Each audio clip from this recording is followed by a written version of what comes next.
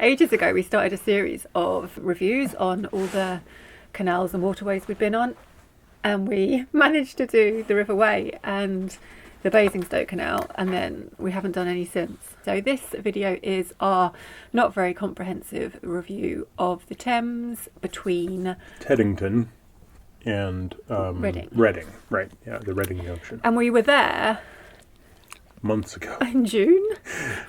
So hopefully we'll remember what we want to say about it. So if you have watched or haven't watched one of the past ones, what we've done is broken it up into REVIEW. R is route, regulations, licensing, and personnel. Yeah, so we joined the Thames at Weybridge, and then we went back to Teddington, which is where the tidal Portion begins. So when we were there, we'd had the boat a month, 2 months. So I was not ready to go on the tidal Thames. So we decided to go to Teddington, which is kind of easygoing and safe. And then we we turned around and went back the way we came through Weybridge and then up to Reading, which is where the Thames joins the Kennet and Avon. So the Thames itself is actually navigable from Lechlade, which is sort of in the... It's the most westerly point. And basically Lechlade is, I think, about 20 miles east of the mouth, or sorry, not the mouth is the other end, the source of the Thames. And so basically it's a huge river, right? And it's technically navigable all the way to the English Channel, but realistically the Thames flood barrier just east of Greenwich is where most people would go. It's where you'd end your journey as a narrowboat. Yeah. So the Thames is actually licensed by the Environment Agency. So we had to get a different license. You don't buy them online. You buy them at the first manned lock where you can buy them. Oh no, I don't think so. I think you can only... Because they write it out. Yeah, it's like a handwritten thing. So you buy them at the first manned lock you come across. At that stage, we bought a month. So this whole journey from Weybridge to Teddington and back to Reading, we had a month to do, which was a really nice length of time to do that section. Yeah, you could probably do it in a couple of days, but it's a really varied waterway and it's really quite interesting. And it's actually a lot cheaper to get longer licenses for. Yeah, but the problem we had is that when you buy a CRT license, that starts on the first day of the month. Yeah. You can't buy it on the 15th and have it running to the 15th. Whenever you buy it, it starts from the first of the month. But so we had to we lost a day or a few days. We had a crossover where we had EA license and CRT license. Whereas, the EA license, they're really flexible. You can buy 1 day, 2 days, a week, a month, whatever you want, and they'll run it from the day you get it. But because of CRT licenses, most people get 6 months or a year. For some reason, it's really bad because, we had that crossover where we were paying for 2 licenses, but obviously you can't be on 2 waterways at once. So it was really paying more than you need to. But that wasn't the fault of the EA. It's more the way the CRT runs things. But there is one issue that is a little bit different, is that the EA waters are licensed not by length alone, but by area. Mm-hmm. So you actually give them the length of the boat and the breadth of the boat, and they figure out the area and charge you based on that. So let's say that's route and regulations, and then there's personnel. Mm-hmm. I'd say more than 50% of the locks were manned. Yeah. And I'd say 90% of the lock keepers were really lovely. Do you remember that guy that was really grumpy? Yeah. He wouldn't talk. I was off the boat. I'd say they were all very lovely except for one guy. The one guy who was... He wouldn't talk to me. I was off the boat. He wouldn't talk to me. Yeah. And he's yelling at me, but he didn't seem to realize that he was giving me contradictory hand signals. Yeah. And then yelling at me for not understanding the hand signals. And it's I'm not understanding your hand signals because you're giving me 2 different ones at once. And he was very particular about where you had some more, which is fine. He probably wants it to be safe and everything. But yeah, just treated us like we were a bit stupid. Yeah. We actually saw him in another lock a couple days later, and he wasn't nearly so... Well, no, because when we saw him a couple of days later at the other lock, there was 2 of them working. Yeah. But he wasn't allowed to do the lock. He was off doing some gardening or something. Yeah, that's true. But everybody else was really great. They're really helpful and really friendly. And yeah. At every lock, they had lots of useful information. They could talk you through local moorings and stuff. And it's so nice, just coming up to a lock and then the door's just opening automatically for you, and you just, you throw your rope up and they'll wrap it round for you. Yeah. And just there's a certain amount of sensation that the extra price of the license is worth it. Ease of navigation, locks, bridges, water levels, and currents. The Thames sounds scarier than it is. Well, we'd come off the Basingstoke that morning. Yeah. And which was an incredibly sleepy, very low traffic canal. And then you come out into this area and immediately coming into multiple boats honking at us, large numbers of canoes and kayaks and rowing boats. Yeah. And everyone's moving much faster. On the Basingstoke, it's 3 or 4 miles an hour. And then suddenly the speed limit's 8 miles an hour, and cruisers probably go a bit faster than that. 10 to 12 at times, yeah. And they're pushing a wake. And the rowboats, they go really fast. Yeah, especially the racing boats. So all of a sudden, there's quite a bit more traffic, and it's all moving in random or seemingly random directions. And so instead of just having to look in front of you and behind you, you're looking 360 degrees around you because so much is going on. So it's not hard, it's not difficult, but it is a definite kind of change of pace. Yeah, and change of concentration and. Yeah, and I mean, there's the other thing, which is that the Thames. If you've only been on canals up until this point, the Thames is huge. Yeah. It's the widest water we've seen yet. Mm-hmm. And traffic doesn't exactly stay to sort of one side or the other. People will pass you. Well, you have to, because we then went up and we went into this huge marina to get the pump out. We didn't get diesel, we got a pump out. Yeah. So, and it's on the other side of the river. So we're hugging the right-hand side, and then we have to do this massive turn across all the traffic to get in. And as we were turning in, there's a cruiser coming out honking at us, while another one is coming across our path. And there's the occasional sailboat, it's got its own rules of right-of-way and everything. So it is a bit more daunting, and it's a really large water. There's also these IOTs all the way down and up, and... Not all of them are very well labelled. Yeah, it's not always clear which side you should go. Yeah. Around the IOTs. Some of them it is, and some of them it isn't, and I'm sure some of them it doesn't matter. But yeah, so that was another little challenge. Any other navigation challenges? The currents are they're definitely there, but they don't really kind of have as much effect on the boat as you think they're going to. They're more sort of large scale currents. So, I did notice in a couple of places that I didn't have to accelerate as much as I used to get moving fast, and I did have to reverse harder to slow down. But they're kind of just the flow of the river, The weirs are very large and very, very obvious. But because the river's so wide, you can stay very far away from them, so they're not really a problem. And they're very well marked, and they're very obvious, and you really hear them. There was one weir there where you actually go into a fairly tight channel just before the lock, and that weir you did notice the pull to one side. The locks are very large. They're hydraulically powered. Most of them are manned. They're significantly large enough for up to eight boats in some cases. Yeah, but they are different sizes, especially as you head out of London. They get smaller. Yeah, but there's quite often there'd be a queue of boats, and I'm like, we're not all going to get in, and then because some of them were big, huge cruisers, and then all of a sudden we're all packed in. We're all packed in, and there's room to spare. Yeah, the lock keepers do a really good job of packing things in. The lock keepers always wanted you to tie on front and back, which was fine. Because the water comes in and out so fast. Yeah, the water moves a lot faster, and there's a lot more churn. And the locks tend to be fairly deep, and like I say, there's a lot of traffic through there. You'll be in there with wooden hold, like very, very expensive wooden boats, and also fiberglass. Cruisers. You don't want to be slamming into them. Yeah. Bridges, there were a lot of them. They are very large. Yeah, they're massive road bridges and rail bridges. There are large ferries going past all the time, so that there's room for boats considerably larger than your narrowboat. There is no such problem of headroom or depth. Okay, views and scenery.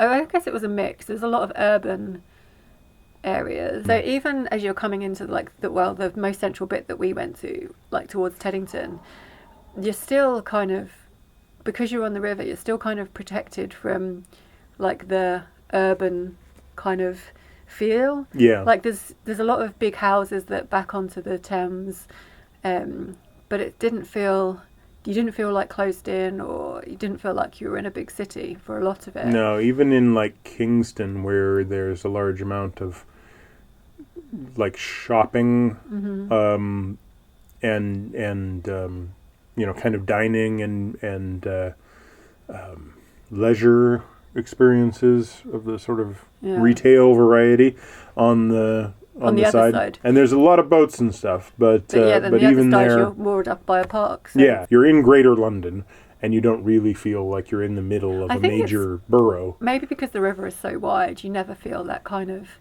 that hemmed in like city feeling. Yeah, I think so. Kingston upon Thames is a really nice little town, but like you get off the boat and walk 5 minutes, and you're in dense urban sprawl. And there was almost like too much to see in that section, like because we missed quite a few things. We didn't go to Henley, we didn't go to Marlow. Yeah. We missed quite a few places. We got to see Kingston, and we got to see Hampton Court And Windsor. And then there's kind of smaller villages to visit. Like we went to Cookham was a really nice place to moor. Yeah, that's once you start getting up that way past Windsor. Yeah. Really kind of opens up, and it's more you're in the country. You're outside London. You're in the countryside. Yeah. And and there's lots of Cliveden, greenery and Cliveden. I'd say beautiful. that was my highlight. Like you should stop in Cliveden. Yeah, it was one of the first places where we found like just a little spot at the side to moor, and Cliveden is a National Trust property that's got a lot of history and and there's this beautiful old manor up on the hill and everything. And there's massive woods to walk through. As you're passing through Old Windsor, there's a section where it just goes. It's been fairly busy. There's been, some smaller towns, some larger towns, but always sort of a sense of being still within urban area.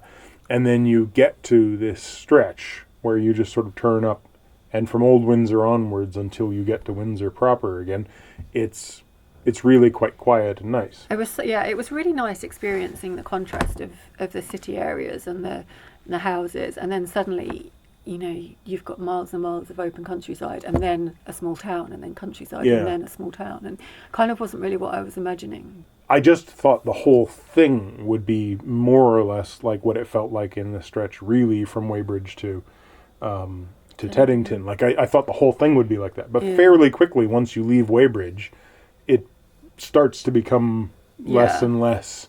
The gaps between the towns get bigger. Oh yeah, so the IOTs were really interesting. Some of the IOTs that had houses built on them that had some of them had bridges to them, but there were some that were only accessible to boats, and they're just really fascinating. It is really interesting to see the ways in which some of those properties have really gone to pot. They're really nice on the IOTs and stuff, but then there's places where it's like, they're very nice, they're very expensive, they're obviously really hard to get materials to because they're falling apart.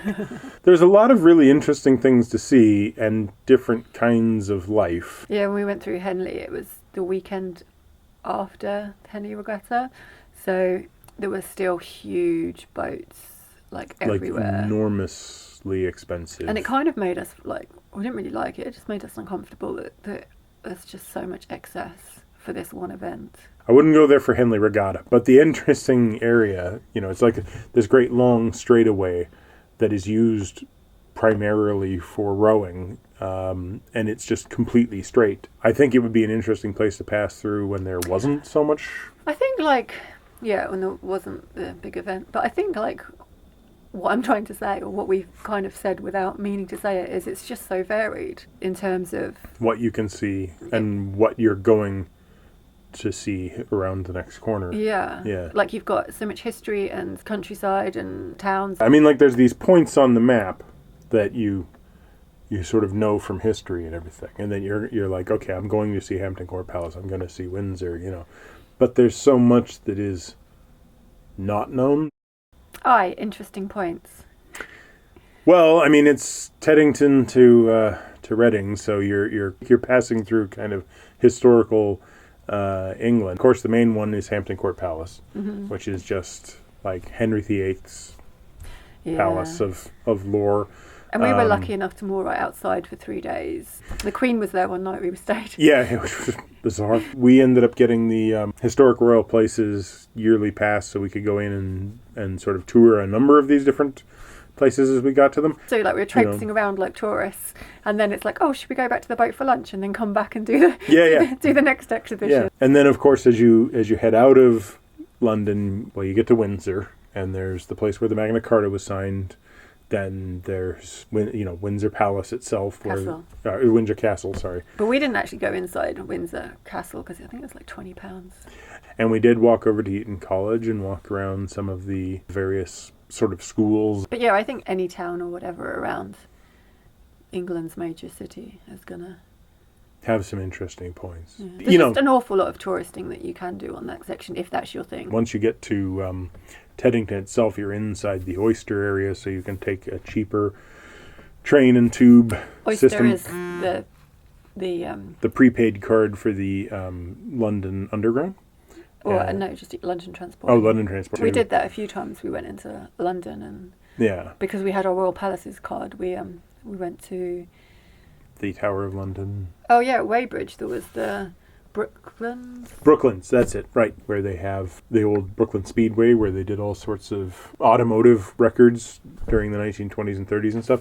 And then there's also the area where they built huge numbers of airplanes and stuff. And the Concorde itself is actually sitting there. So yeah, if you're after more than just cruising on a boat. there is quite a bit of oddities and strangeness, within easy reach. Ease of access to facilities like shops, mooring, and fuel. Mm-hmm. It's like major urban outer London, so shops is pretty easy in most cases. Mm-hmm. There were a couple of times where we were a not insignificant walk away from larger. Yeah, like so the further out of London you got, so like when we were at Cliveden and Cookham and Wargrave, there wasn't as much, but you were always within a day's cruise from lots of shopping. Yeah, or you could walk to a village shop. Yeah. And then in places like Kingston where you've got like John Lewis on your doorstep. Yeah. So moorings wasn't difficult, but it's not like when you're on the canal and you can just pull over to the towpath and stick your pins in and moor anywhere. We predominantly went on official moorings until we got to Cliveden and Wargrave, and then we could do a bit more kind of towpath mooring. But yeah, so it is the river, so you actually can moor at anchor. A few people were, but not many. Not many, and in all of the urban areas. But even once you get out of the urban areas, it's generally easier to find the official moorings, which are all signed. And also, they're actually marked on the Nicholson's Guide with a M, because on most of the Nicholson's guides for the canals, we found that the moorings aren't marked. You don't really know where they are because you can pretty much moor anywhere. But on the Thames section, it did show where the moorings were, and it was pretty accurate. Yeah, and there's also the Thames Link, or not Thames Link. What was it called? I can't remember. There's an app you can get, we'll link it below. And it was a little bit helpful, but not, like, you didn't really need it, to be honest. No, but it was more up to date than the old Nicholson's guides we had. So it was kind of useful. And so, but then at the moorings, you'd get to them and there'd be this big sign with this tiniest writing with the terms and conditions of the mooring. I mean, but most of them were, like, there were some differences, but most of them were first night free, second, third nights, £5 maximum, like that. Maximum stay 72 hours. Some of them had regulations like no return within 1 week. Yeah. You just have to read the fine print on each one. But the advantage is you've got mooring rings and hard standing, and it's pretty safe, and there's other boaters to talk to. You also have to be a little bit, cognizant of the fact that, like, although this isn't tidal, as such, the water levels still do move up and down. The moorings were we were there in June, and the moorings were fairly busy. Like I don't think we ever didn't find somewhere to moor. No, we always found somewhere to moor. We did find that there were times where we'd have to pass a section because one of the marked moorings would be completely full. Yeah, there was but we'd get on to the next one, and we kind of started to realise that we didn't want to arrive somewhere at 5 p.m. We wanted to get somewhere by 3 p.m. because the later it got, the harder it got. But then there's places that are quieter where there's there's certain moorings where there'll always be one. Because the river's so wide, you don't really notice, like, the moorings, like, you don't really notice the traffic. But then there was one section by that pub, the Weir pub, which is quite narrow. Yeah. So when you're tied up there and a big cruiser goes past at 12 miles an hour, you get pulled about, that was really annoying. In the wider sections, you really don't notice it, which is nice. Like, there's a lot of traffic and you're not shifting anywhere. So other facilities like fuel. There's a large number of very large marinas in the area around Weybridge. Yeah, so we didn't have too much of a problem. And then there was a fuel boat that we got to at Staines upon Thames. We used a fuel boat, so that was really good. Some of the marinas will say no visitors, residents only, which I found a bit weird, but yeah, they don't have services for people just passing by, but there are quite a few large marinas where it's not too hard to get services. Okay, so there are the large marinas. There were also, like, near Teddington, if you moor up at Teddington Lock, there's only a couple of minute walk away from a fairly small but reasonably well-stocked little chandlery. A lot of the services in the area are more towards cruisers, so be aware of that if you need replacement parts or whatever for your narrowboat. W is for water, wheat and waste. Water was pretty easy. They were all generally in the same places. For the most part, yeah. And they were all generally by locks. Not every lock had facilities, but quite a few of them did. And on the EA website, it'll list what facilities are at what lock. Yeah, pump outs were an issue at the time. We needed them, and they did have them. But they'd be at the locks as well. Yeah, although I think we ended up getting a pump out from the marina because it was the first one we could access that was actually working. The cheaper option is to use the prepaid cards at the locks. And you just buy them from the lock keepers. Yeah. Many of the locks had pump outs. Many of the locks had water facilities. Not as many had waste, especially hard waste like garbage and everything. It wasn't that uncommon. No, it was fine. And when they did have waste, they'd usually have recycling as well. Yeah. Which was really good. Yeah, separated recycling bins. That was good. It was a little bit fewer and far between, I remember, than the liquids and stuff. Like, we could deal with L-sand pretty much everywhere, but we couldn't deal with rubbish as often. So that was our review. Any other points? I really enjoyed the Thames. Like, I really, really enjoyed it. It was a completely different experience. Going through the locks was different. Just the environment, being on such a wide open river, was really different. And it was just a lovely change. I really liked traveling through the sort of historical areas and stuff. I would say that as the person most often navigating the boat, it was more stressful than a canal by quite a large amount. And if we'd had George at the time, like, we wouldn't have been able to walk him. Like, because now when we cruise, the majority of the time we'll be walking the towpath. Yeah. Whereas on the Thames, you just couldn't do that. You'd both have to be on the boats. Yeah, and there effectively is no towpath most of the time. So we wore our life jackets a lot more on the Thames. We did, yeah. You put the life jackets on because there is a lot of churn and everything. But for the most part, I felt like it was very comfortable. Once you got used to the wider stretch and the larger amount of traffic, it was fairly comfortable to navigate because you almost everything was visible a long way off. There wasn't a lot of sort of surprises. It's just different, and it's a different culture as well, because on the canals, like, 99% of the boats are narrowboats, and you've got this thing in common. And when you stop at moorings, you'll always talk to the people, and in locks you'll always talk to the narrowboats. Whereas on the Thames, like, it's the big river cruisers that are the majority, and the narrowboats are the minority.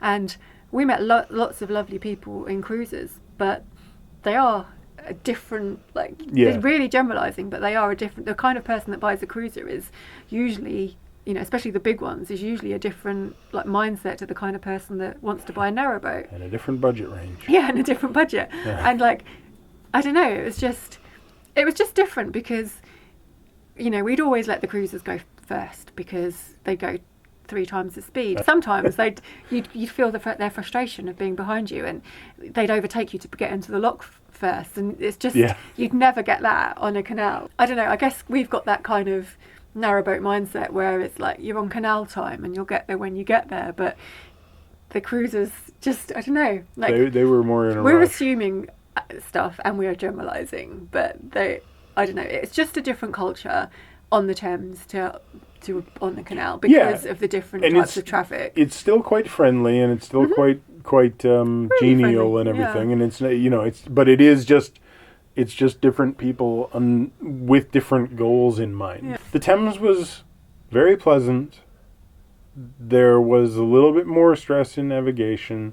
There was a little bit less stress in having to deal with locks. And also the pace we were going. I mean, we did the Kennet and Avon really fast as well, but like generally on the canal we might stop for a week here and a week there and 2 weeks here, whereas on the Thames we were pretty much most days a maximum of 3 days, because the moorings limit you. That's the longest you can actually stay, even if you're paying. You have to go on within 3 days, so it is a different pace. Yeah, and the fact that you're paying for the license but also probably paying for every one of your moorings, that hurts a bit as well. It does, yeah. Like it adds up. Well, unless you move on every 20, like unless you get your one night free and then move on, or unless you find like riverside moorings. But yeah, like I totally recommend that section of the Thames. The next review is going to be the Kennet and Avon, which we're going to try and do quite quickly. Then we've also done the Thames from Reading to Oxford, so we're going to do, because that felt very different. And we've got the Oxford Canal to do as well, so hopefully we'll do these quite quickly, and not wait 4 months again. REVIEW of the Thames. Hope you enjoyed it. Thanks for watching. Hope you didn't snore too much into the microphone the entire time. Is that it? Yeah, we recommend the Thames. Yeah. It's different, but it's good. 2 Thames up.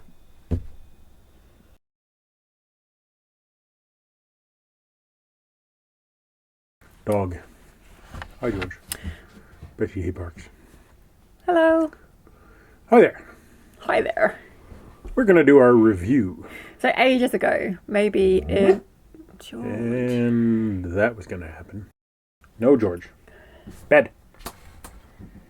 No, that's not bed. That's my hand. Fine, I'll bet you. All right, concentrate. Concentrating. Ages ago, the world began. So, oh, George, I can't deal. Do you want to come and be in it, George? He can come in between us. All right. Here.